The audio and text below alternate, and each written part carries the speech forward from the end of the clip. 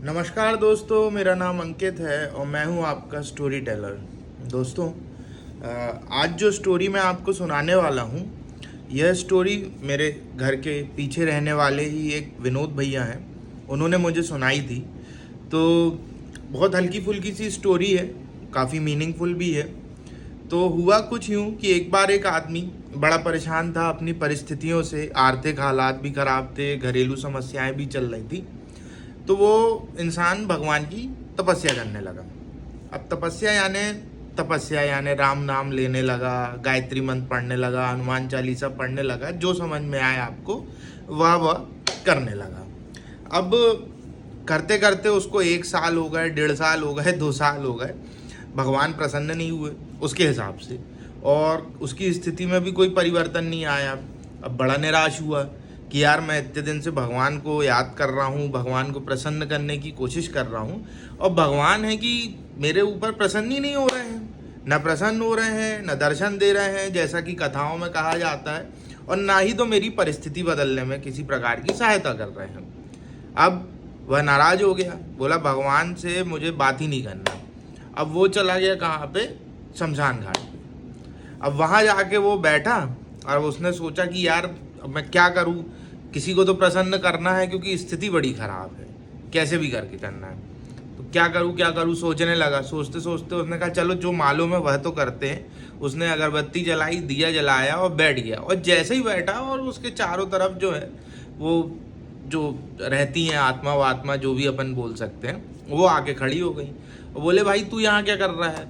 अरे बोले मैं तो आप लोगों को प्रसन्न करने के लिए आया था, मेरी स्थिति बहुत ख़राब है। हाँ बोले हम प्रसन्न हो गए, तेरे को क्या चाहिए तू जल्दी से ले और भाग यहाँ से। तो बोले अरे इतनी जल्दी। बोले हाँ बिल्कुल, बहुत ज़्यादा प्रसन्न हो गए, तू भाग यहाँ से।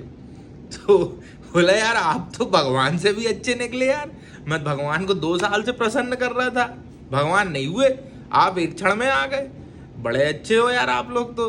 अरे बोले तेरी सारी बातें अच्छी, तू भाई भाग क्यों नहीं रहा यहाँ से, तेरे को मिल गया ना जो। बोले हाँ मिल गया। बोले बता तो दो कि कैसे इतनी जल्दी प्रसन्न हो गए।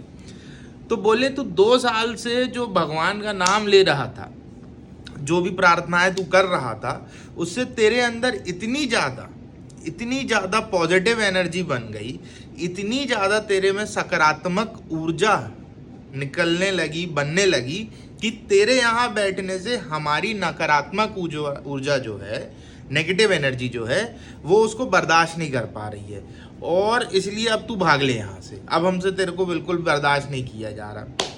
तो अब इस स्टोरी से हम क्या समझ सकते हैं? इस स्टोरी से भैया जो मैं एक अलग अपना मतलब निकाल के आपको बतला रहा हूँ, वह यह है कि इंटरनेट पे हम जो कुछ भी देखते हैं ज़रूरी नहीं है कि वो सही हो। जो कुछ भी ज़रूरी नहीं है कि वो सही हो। जो लोग पार्टी कर रहे हैं, जो लोग घूमने जा रहे हैं, जो लोग विभिन्न प्रकार की बातों में आपको प्रभावित करने की कोशिश कर रहे हैं, मैं भी अगर आपको ऐसा लगे कि मैं प्रभावित कर रहा हूँ, तो मैं कोई प्रभावित नहीं कर रहा हूँ भैया, मैं सिर्फ स्टोरी सुना रहा हूँ, नितांत रूप से सिर्फ और सिर्फ स्टोरी सुना रहा हूँ, कोई प्रभाव नहीं है। तो अगर आपको ऐसा लगे कि कोई आपको प्रभावित कर रहा है, तो एक बहुत ही पुरानी कहावत है, अब वो मारवाड़ियों की है या किसी भी व्यापारी वर्ग की है, कि उसमें वो कहते हैं कि विश्वास किसी को मत करो या किसी पे मत करो, और चेक सब कुछ करो। यानी आप जब तक खुद उस चीज़ का अनुभव ना कर लें, खुद उस चीज़ को आप वेरीफाई ना कर लें, तब तक उस पर विश्वास ना करें, कोई ज़रूरत नहीं है।